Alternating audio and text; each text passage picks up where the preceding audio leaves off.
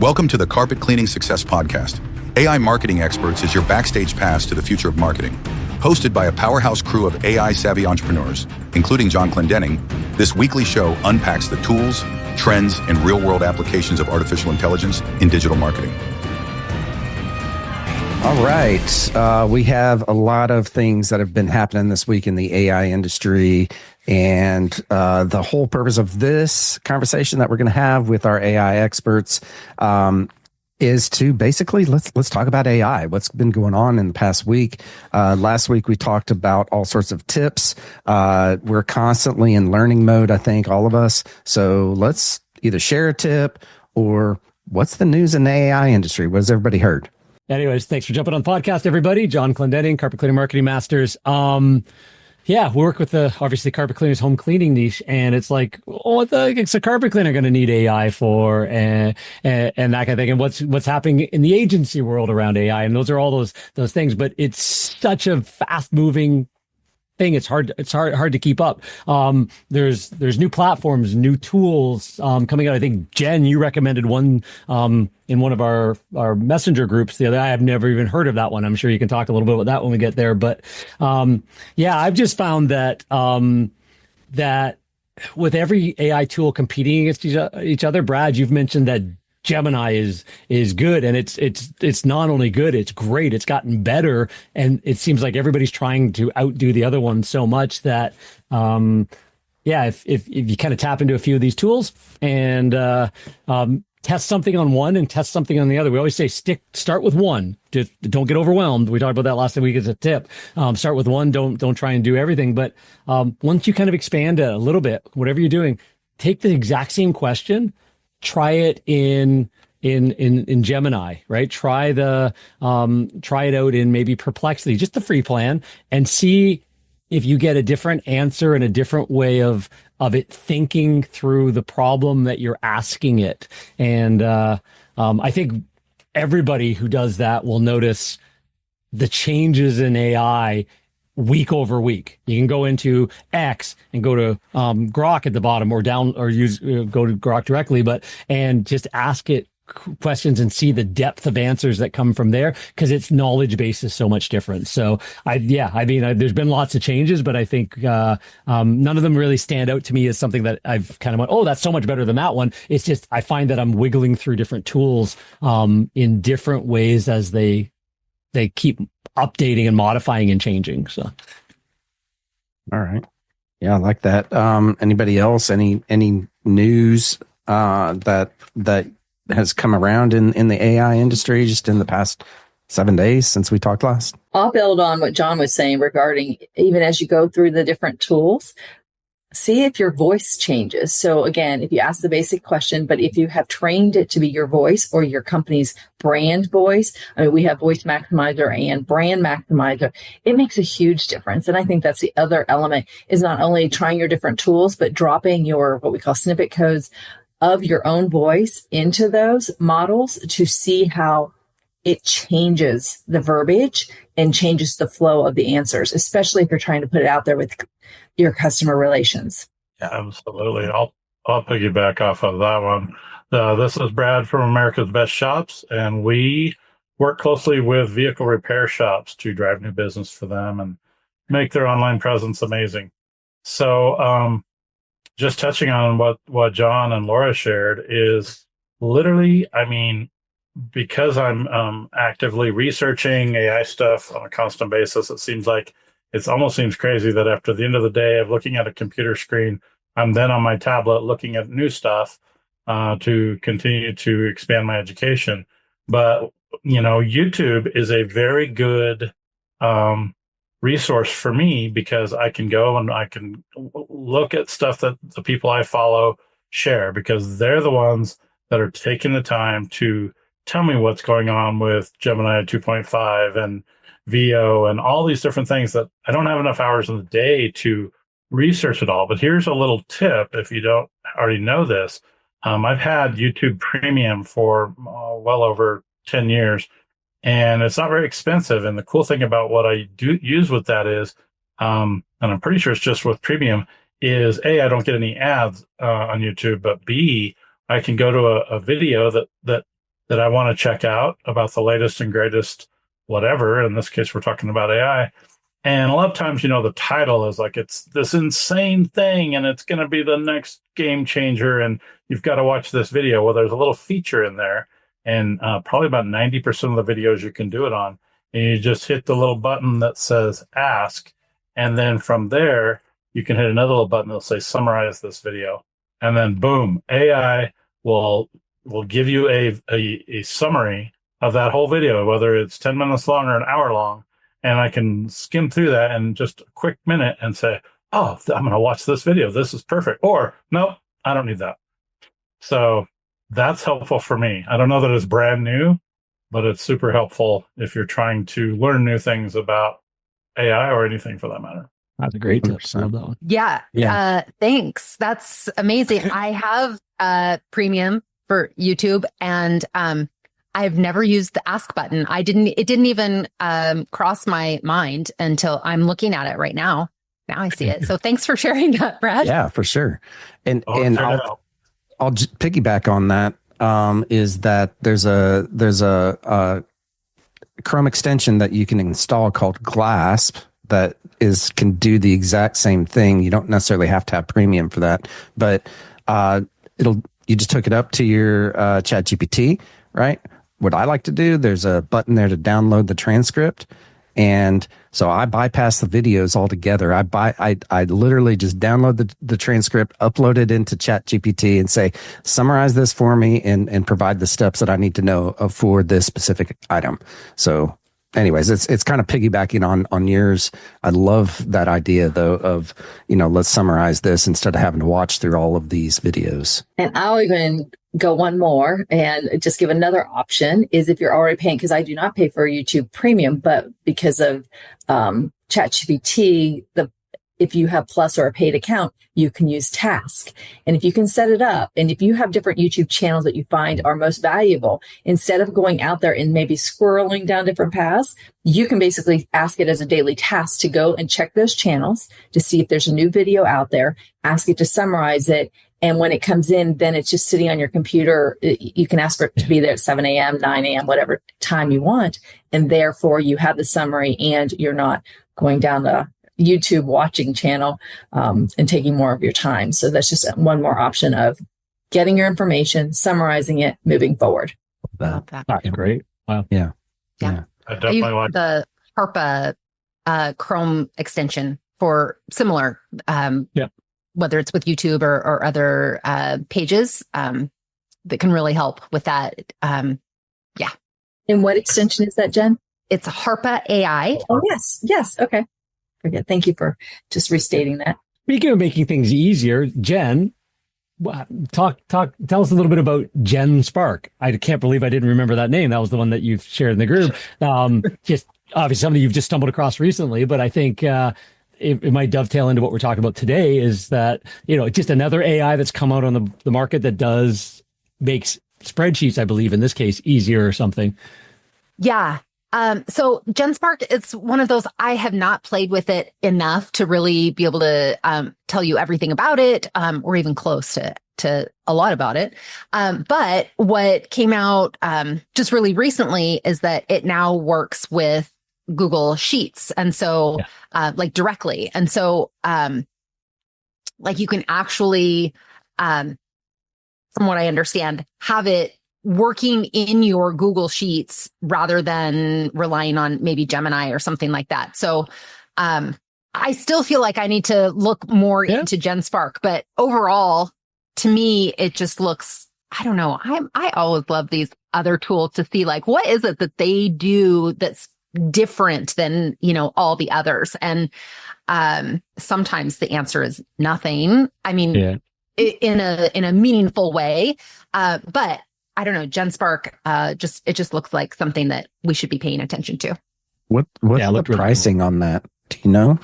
Just curious. I'm on their website, but I don't see, it just went directly into the app, kind of is what it looks like here. I have only been using the free version, so I don't know. Because my wife literally this morning said, I am in spreadsheet hell, please help. So this is going to help.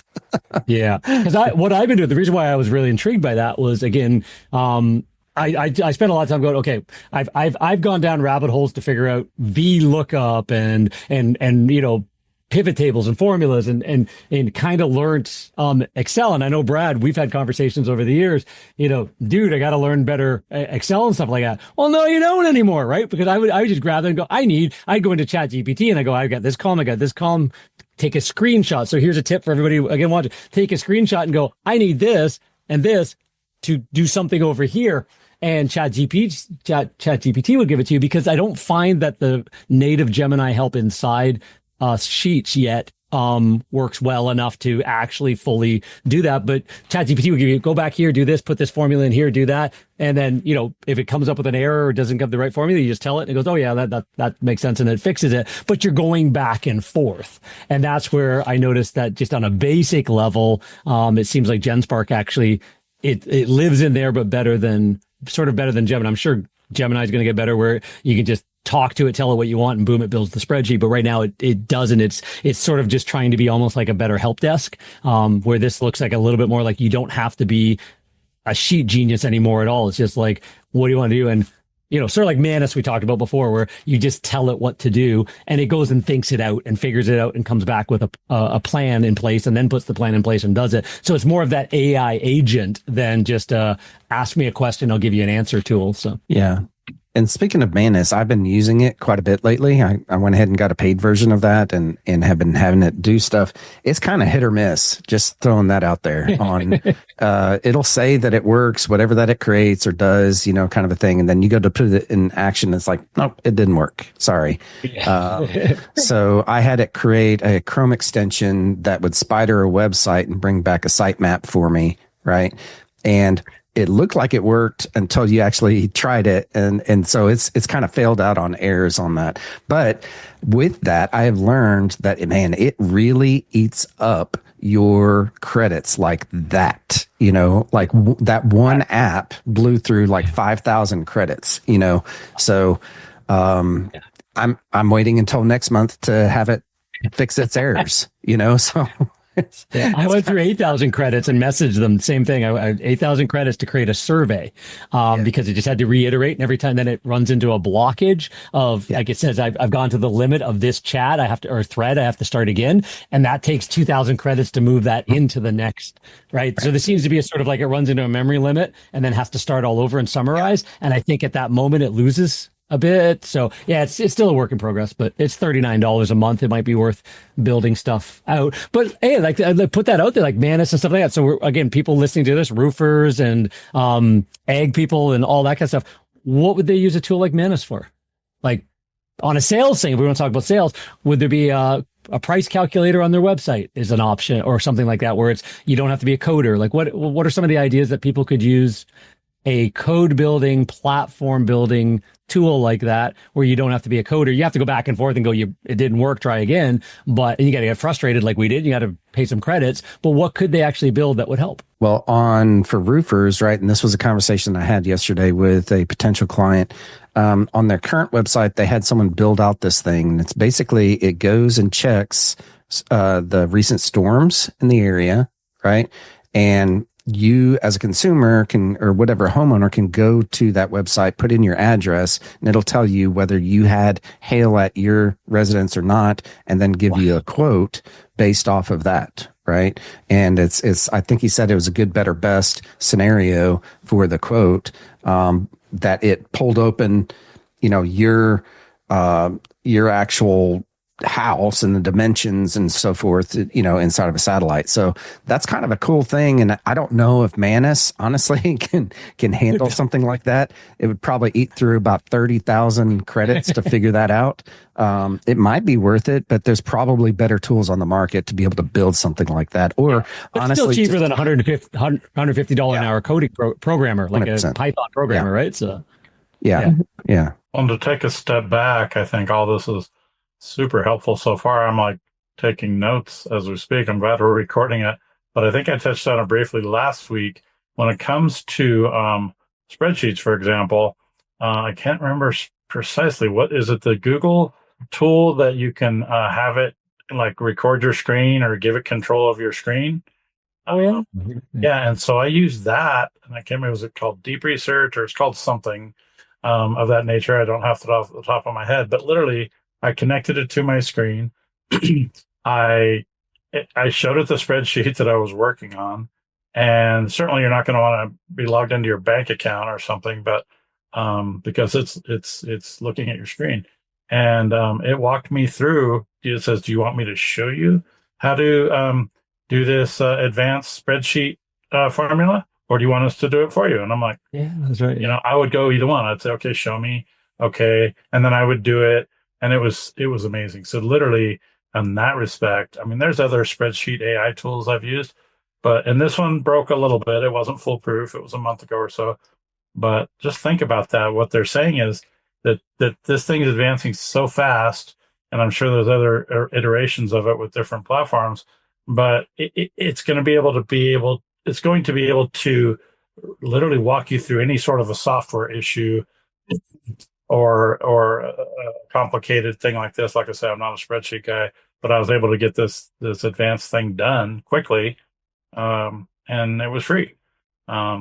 So it's changing fast. It's changing. So a tool like that, if you think our business owners that we work with, and if they have sheets of data that like we thought, like, if you want to find fraud in your credit card, upload your credit card statements or put them into, download it from QuickBooks into a spreadsheet or whatever, and then have it go through and find anomalies, or download your latest sales reports and how are we doing on repeats and referrals and this kind of stuff, and give it that data to come up with, hey, your repeat client percentage at your auto shop, at your carpet cleaning company or whatever. Probably not the same as a roofer, but maybe Jen with the med spas. Yeah, your actual repeat is trending down over the last 6 months, or your add-on product sales by this rep or that. Like, it's all the good data we know, and some businesses are really, really good at it and always have been. But the average person, the other 90%, are so busy running the business and the chief bottle washer and everything, that if you can either hire somebody to help you build it out or spend a little bit of time and build it out, you can create those reporting tools and agents where you just take a spreadsheet or a PDF report or a bunch of them, put it in, and have like a custom GPT, or at least a really great prompt that you use regularly, ask the questions and make better business decisions than the rest of your marketplace is making right now. And that's a first mover advantage until everybody catches up. Sure. Great tip. So going back, Brad, real quick, do you remember the name of that tool that you were talking about there? I can look it up while we're on the call. Okay. Just curious, because I want to write that down in my notes on that. Me too. Because that's pretty cool. I'll have it for you. Okay. All right. So as far as news goes, I know that just in this past week, OpenAI, right, announced that they weren't going to go public, right? That they were going to stay a nonprofit. What do y'all think about that? Any thoughts? I don't think they're a nonprofit. I think Elon nailed them on that one quite a while ago, going, I thought a nonprofit shouldn't be making a profit and shouldn't having Microsoft partially buy in and all that kind of stuff. But yeah, I mean, if they're that's a hard call, because I don't like, they either have to believe that Sam Altman has humanity's best interest at heart, which would then put it in the right control in the right place. Because if you put it as a public company, now you have shareholders and you have to maintain profitability. So you have to push the edge more. And we know that without good regulations, companies like Monsanto and DuPont and all that kind of stuff, and the whole, they could make decisions that are profit driven and not, human and driven decisions, where, if it's run by the right person privately, you hope that they have the right the right intent at heart. So yeah, it's a hard call. So I did read this morning, though, that OpenAI has opened it up to putting their, OpenAI on different servers throughout the world. right? And then they call it the country version or country version or something like that. I did notice that. So maybe that kind of feeds into what you're talking about on him, Sam Altman being altruistic and sharing out, OpenAI into the different countries of the world. But I did notice that it was that, and this was just really kind of buried into the news article that I read, said for democratic countries. Okay. Oh, well, I guess. Yeah. That's kind of a political agenda a little bit there, right? Not so altruistic, but anyways, I did notice that. Yeah, but on the other side, not to go too political, do we really want Houthi rebels having an open AI version to figure out how to better bomb a ship? So maybe we do keep it away from some countries. Gotcha. Yep, 100%. Okay, so we've talked about news. We've talked about some tools. Anyone else with any tools? Any big projects that you've been working on in the past 7 days or so for either you or your clients? So I have one I could chime in on. So we talk a lot about AI tools. We talk a lot about capabilities. We talk about all these different things that are changing so fast. But this past week, I thought this was an eye opener for me. I was talking to a longtime friend and client of mine, and as we were brainstorming ideas for new ways to generate business for them, we had a really deep conversation where he's an expert in his space of the different things that he offers and what he does. And then I feel strongly, after almost 20 years in the marketing industry, that I have a lot of knowledge and ideas as well to bring to the table. So this human conversation that we record with an AI tool, of course, we on the Zoom calls we record it all, which is really cool. It summarizes it. But my point is we had this 45-minute to an hour-long conversation about different ideas, and we uncovered some different things about, okay, well, what if we did this? What if we reached out to these companies to get to the end users? What if we did this with direct mail? What if we did this with email marketing? What if we did this with on-page SEO? So we had all these different ideas, and at the end of the conversation, I felt confident to tell him that, okay, let's tackle these piece by piece. And one of the big ones was, okay, in this case, he was an insurance agent. Okay, so he's not specifically a vehicle repair shop. He's an insurance agent, and we're saying, okay, if we want to be able to sell homeowners insurance, and we want to find people that need that product before they buy it, well, we wouldn't necessarily be sending them a postcard once they're in their new house because they already have that. But where I went with this is I was able to use a deep research tool, and I told him I was going to use some AI tools to uncover to expand on our ideas, and that's what we did. I had a general inquiry of what I wanted. I used a deep research tool. In this case, it was Gemini, Google Gemini, and I asked it specifically if I wanted to reach homeowners. Would I want to talk to title companies? Would I want to talk to realtors? Would I want to talk to home builders? Would I want to talk to who would I want to talk to, and how would I get to them, and what would be those strategies? And because these deep research tools are getting so smart, and they're able to really go onto the internet and scrape all this other information, I don't have to reinvent the wheel.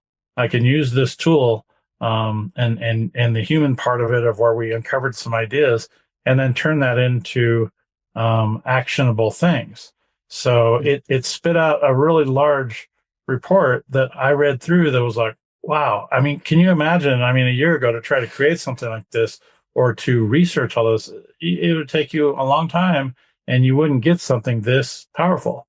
So I just want to point out that even though we're using AI tools and we're talking about them, but when you use AI enhances what we already are doing in life, in all aspects of our life. So it's not a replacement to humans.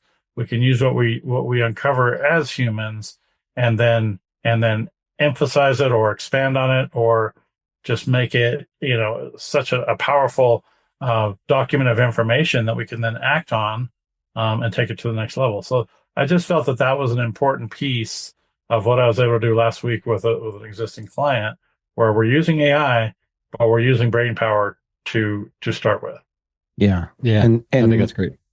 I know ChatGPT has deep research in it. I'm a heavier ChatGPT user.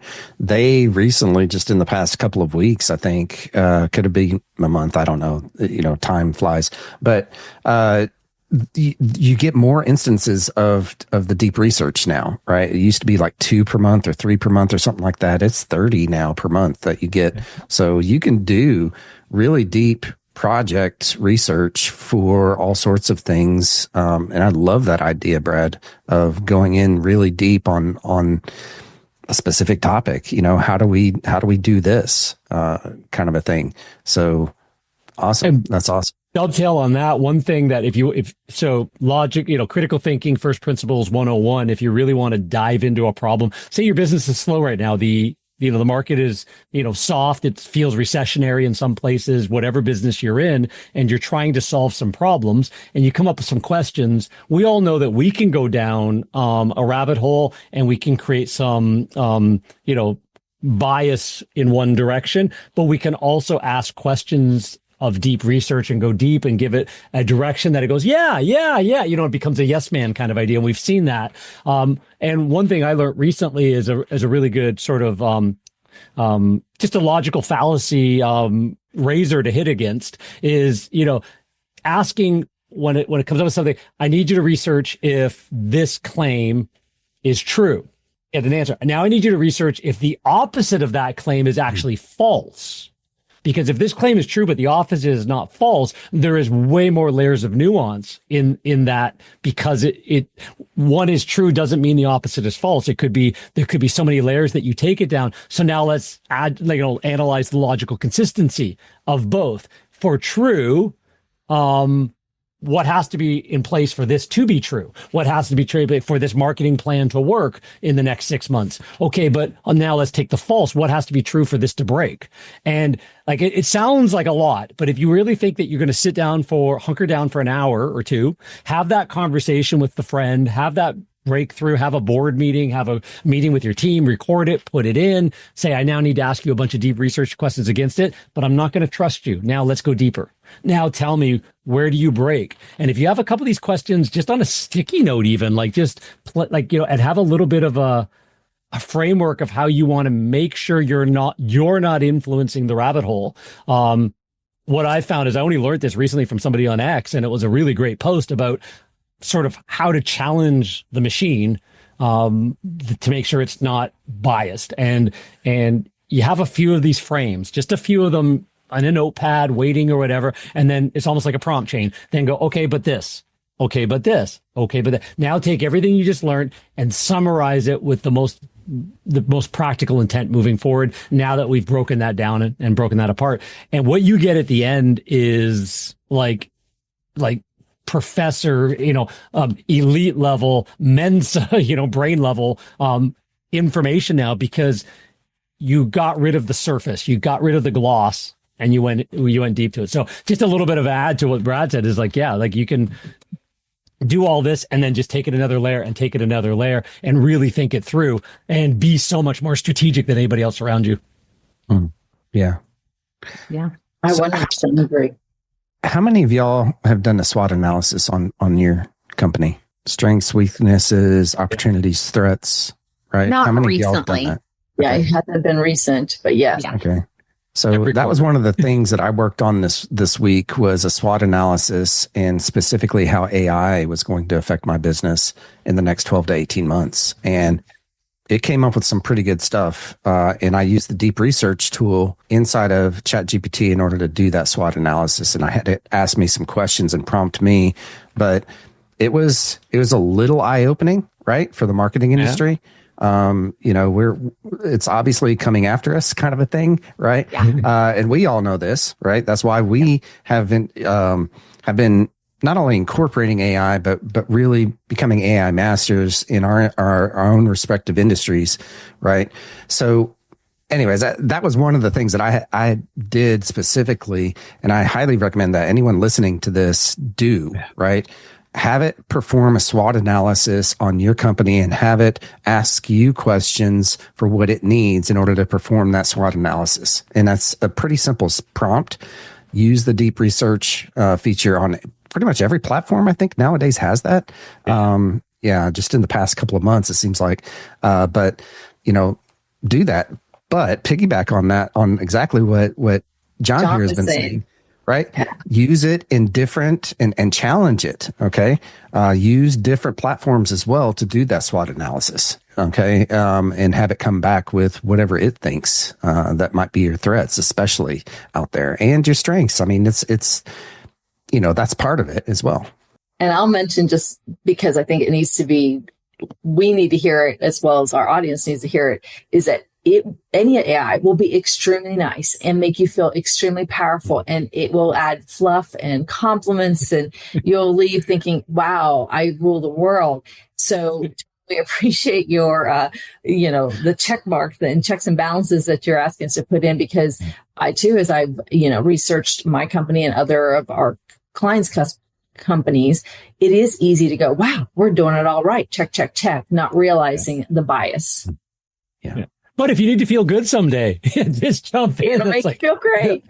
Yeah, I'm feeling crappy today, chat. What should I do? I've actually had to ask that question. I'm having a down Sunday. What should I do? Well, John, you should probably go for a walk. Do you like nature? And then we're having a conversation. So yeah, you use it for whatever you need. But yeah, definitely understand that it's trying to be nice. So I asked, this has been a while now, but I asked Grok a similar question. And I noticed that it also gave me a message saying, not just in the chat, but in the browser, basically, or window, was saying, Grok is not a therapist.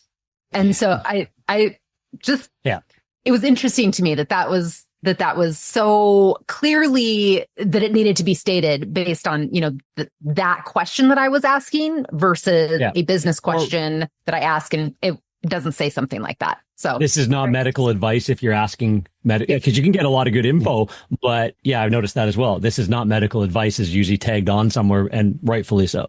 Yeah. Ironically, and I apologize for not knowing that my source right off the bat, but when I was listening to a podcast yesterday, that's what they were saying, is that's one of the top uses, is that people use it as their therapist. So they do want to put that out there as not medical, not licensed, definitely make sure you speak. Yeah. But they said that they were surprised, is that was one of the top uses for AI. Yeah. And a great business nugget right there. Anybody listening? Laura mentioned I was listening to a podcast. I talk to clients and say, what do you guys listen? What are you reading right now? What do you listen to in your vehicle or when you're out for a walk? What are you feeding your brain with about your industry, making your job better, your life better, whatever? Because if it's death metal music, which was the answer I got from one fellow, probably not the best business decision in the middle of the afternoon, driving around town in a company van with death metal screaming out there might be something that could come across. So you feed your brain better, and also, maybe the public hearing that might think differently of your business. So yeah, love that. And I would think that if they're listening to this, then they're probably preaching to the choir. Good point. Right. Good point. Right. You didn't find us if you're listening to death metal. So right. We can play death metal though. I was just going to say, all death metal aside, the one tool that will help you with spreadsheets is called thebricks.com. Bricks. Yeah. But that one is helpful, and I think there's a free version and a paid version, and it does other things besides spreadsheets. But I will have a full answer for you next week for the other one that literally is an LLM, and it connects to your screen and what have you. I want to say it was tied to Google Workspace.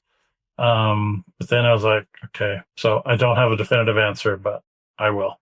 All right. Go ahead. I was just going to piggyback off of talking to AI. And that was one thing. I know we were going to talk a little bit about sales, but I think that one powerful thing from business owners, as well as from sales teams to, training up your sales team, is let them know they can talk to AI and role play. So I know years ago when we went through a lot of training, that was always the thing of grab a partner and, kind of give push back on this product or push back on this sales or this technology. And now AI can do that. Again, to the point, it will make you feel like you just sold the world. Make sure that it will challenge you. So having your sales reps especially when they're doing a task that they could still be on their phone, it's a wonderful tool to hear responses, be challenged, and practice answering those difficult questions that they may not be skilled to answer at first, but it really can help train up your team. So a free version of that ChatGPT, ask the question, give it context. A AppSumo in, I'll shout out to Brad and the reminders constantly keep checking AppSumo for lifetime deals. Sell me this pen based on a book. Sell me this pen. There is an app. It's an AI app. It's got AI avatars. You give it a context. It can sit in the background on a Zoom call, on a Google Meet, and actually tell you, you're talking too much, let the other person talk. It does all that, but it also guides you on the sell me this pen principles, right? So how you start, how you move through the conversation, and you can role play ahead of time. You can also role play a sales call afterwards and say, let's do this again. How would I have done better? And it pulls up one of their avatar who is an AI voice, but a real face talking to you on the screen as if they're another person just like this here. And it's a kind of neat one as well. I'm not sure if it's on AppSumo anymore, but I've just to train up for sales calls or new sale things. I'm trying to, get a new way of selling this product or whatever. I revamped my entire sort of way I introduce our services to potential clients by going through that, going, hey, yeah, I can consult, but I should also, I should, move off onto a couple other avenues as well. And it kind of helped guide me on that as well. So I think a cool tool. That's pretty awesome. So I have a project, right, inside of ChatGPT. That's my sales coach. And every single sales conversation, whether it is a phone call or a Zoom, goes into that, right? That I feed as a transcript. And I prep before meetings and so forth. So I have an outline of what I'm supposed to say. I don't always say it, right? Because sometimes it's a little pushier than I want to be. But it's been interesting. In fact, I was on a call yesterday, right? And we got geeking out on AI and all that kind of stuff because the owner of this roofing company is very into AI. And so I was like, oh yeah, here, let me show you my sales coach. So I pulled it in and he could see it. I was like, yeah, see, when I said that right there and I said that right there, this thing is training me on what I'm supposed to be telling you, by the way. And so I pushed it over there. He's like, I need to hire you.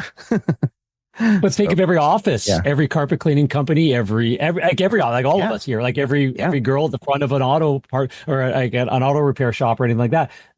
Every one of those conversations should be recorded, should be, challenged to get like, what was the best conversation I had? Well, and so the business of the business owner, it gives you, just to all the business owners out there as well, you can walk up to, Nancy or Nicholas at the front desk and say, well, I was listening to your call there and right? Or you could say, you know what? The AI said you did much better on this call than that call at your weekly review. Let's aim more towards this, and let's give you a score every week, how close you are to that better conversation that sells more, brings the customer into us versus somewhere else, and maybe sells them more services they need or whatever. And you could have that conversation.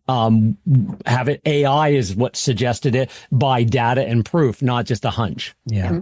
With medical spas, really having access to the phone calls and the emails and having AI look at all of that and then give actual feedback on how a person can improve. Like, it's so many people don't think of customer service as sales, but it really is. And using AI to kind of help tease that part out of a customer service engagement or conversation can just, help people improve a lot. For my industry too, using AI as a training partner, basically, just kind of, Chris, like you were mentioning, but with estheticians, a lot of the time they want to, or they need to sell retail, they need to sell rebooking, and they need to sell upsells. But most estheticians that I know or have spoken with are not comfortable selling any of those things, really. I mean, it's more of the exception rather than the rule. And so having a sales training partner can be really beneficial to help them understand how to be able to sell and not feel smarmy doing it. Yeah. It builds their confidence. It 100%. Yeah. That practice and realizing that they're not salesy, they're being able to be very helpful. In the ag industry, when these precision techs are out working right side by side with the grower, they might say, well, we don't have a way to record that call. We don't really have a way, but they're having that conversation. And so one recommendation that we're having is when you get back in the car or truck, take your phone and just verbalize it into AI. And then that will pull out the key points, the takeaways, and the follow-ups. And it does build their confidence because they're able to take some really technical jargon and figure out how to explain it to a grower for them to lean in and go, that's what I need to upgrade my planner. That will make a difference to my field. And again, that precision technologist, I'm totally tongue-tied. Anyway, they are building, again, their confidence, and they know that they are helping that grower. Have you ever been in front of somebody who, and I've got 3 friends in mind I know over the years, who instantly have the right metaphor and analogy that make you go, like, it's just like they take a concept and just all of a sudden it's just as simple as, some sliced bread. And I was just about to say sliced toast because I'm terrible at it. I literally, can't remember if it's up a rabbit hole, down a rabbit hole, and there's people that that just, and it would be great to say, hey, I have this point. I always have a tough time getting it through to another person. I know the technical. What would be an analogy, a metaphor, a way of stating that, and then practice that, right? Whether that's a carpet cleaning technician in the home, because we always used to role play with our technicians, and they all rolled their eyes. Just knock on the outside of the door. I'm going to pretend to be Mrs. Jones. We're going to walk through so that we understand how to enter a home properly, not just randomly every time, and just create a better environment through our delivering a service experience as uniformed as we possibly can get. And it would be great if you could say, hey, Flight Simulation 101, go train on that for a few hours or a few hours a day. And then we're going to do the live role play to see if you got it. And now it's not as uncomfortable. Right? It's they actually got to do it like a video game in front of so build them like any business owner, build them something simple that could do a role playing kind of idea where they could walk through it by voice and talk back and forth and present what they're going to do or something like that, and then train it live. And you probably, again, I just assume it just came, but you'd get better buy-in even in the real world. How is a mechanic or a shop manager going to upsell the better muffler system or the, better brakes or whatever it is, or, the why you need all stainless steel spoilers and all that kind of stuff at a custom shop? Well, part of that, is understanding how to explain that to the person better in a way that they go, oh, I get that. And some people have it and some people just don't have that gift, and you could train how to get around not having it built in. So I'm going to throw something out here, right? And this goes to the entire group, right? Meta's working really hard on these glasses things, right? And think about it, like a roofing company, right? You supply these glasses, and they're just throwing this idea out there, but they supply these glasses to their sales staff, right? And have an agent sitting in the background listening to the conversation that's happening and providing feedback real time on what they should be saying next or questions that they should be asking next. Sounds like it's coming down the pipe pretty soon. Like that's a producer on a TV show, talking in the ear of the host. Right.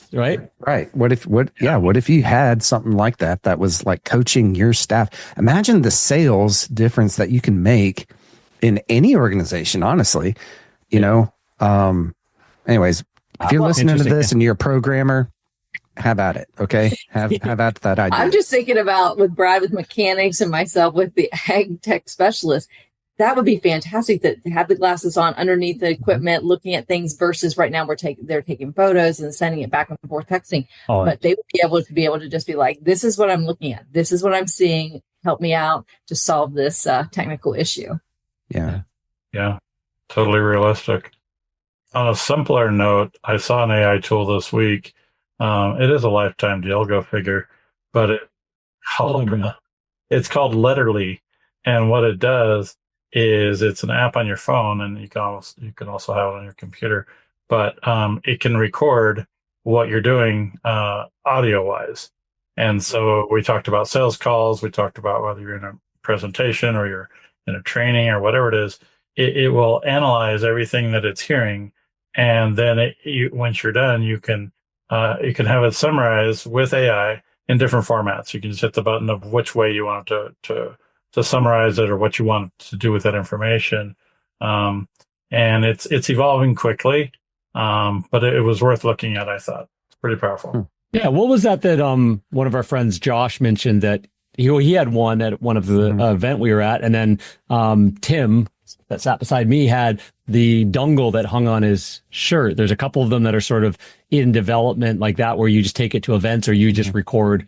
And I love the idea of on your phone because I'd never remember to bring it with me, but my phone's always with me, right? I go turn it on, and there you go. I don't remember the specific ones they had, but this one you could put it to where your phone can be in silent mode and nothing's lit up on your phone, but it's still recording it all. I'm Crazy. looking in my notes right now to figure out what that was, because I remember that, and I remember talking with a roofing company owner about that, providing that to his staff so that he could record.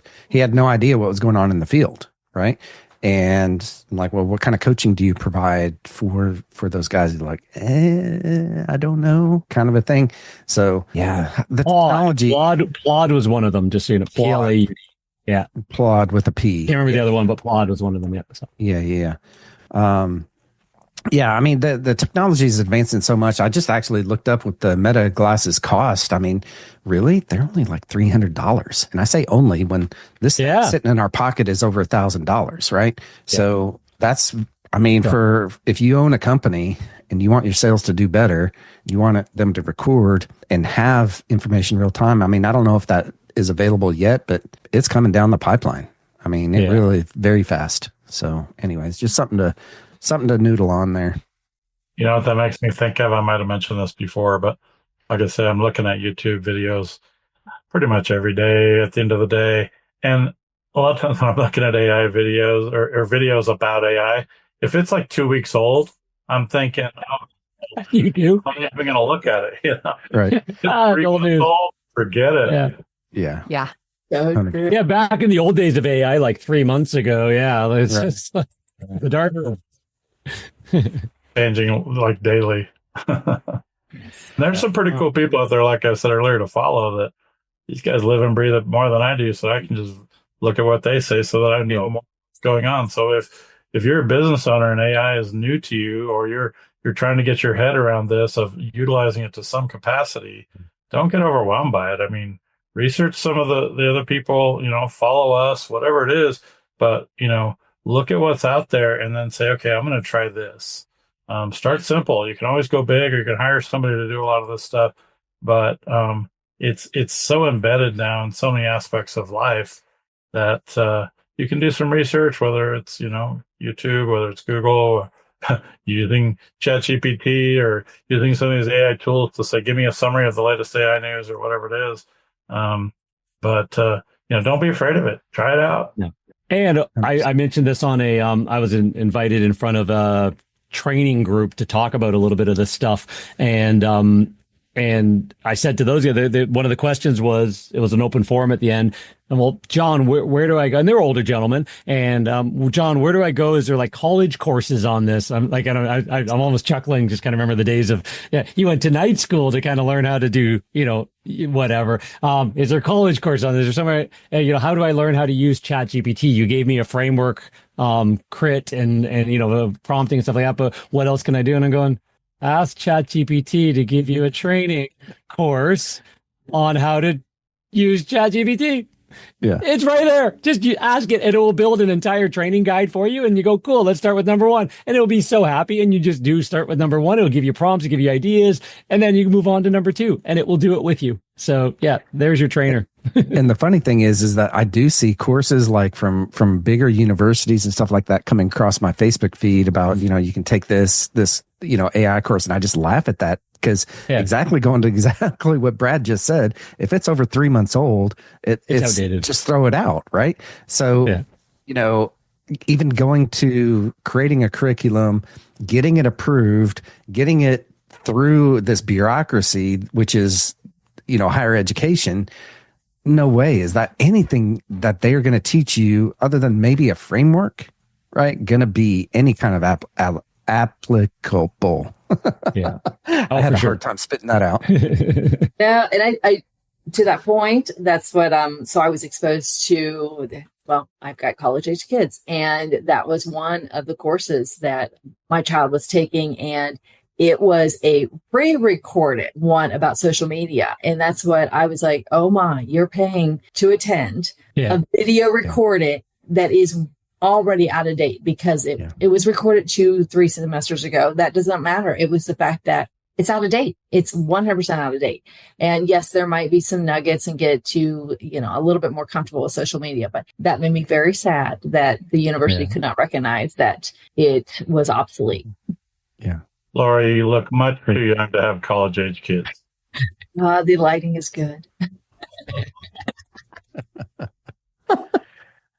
All right, we're coming up to about an hour here, so let's wrap this up. And any other things anyone wants to throw out there? All right. No, I think we covered that. Just again, and I think we'll be saying it every time is there's things changing so fast. Lean in, understand this isn't going away. There was people that believed that the internet was just a fad that was going to go away. There's people that believe, and still to this day, that Bitcoin is a fad and still going to go away.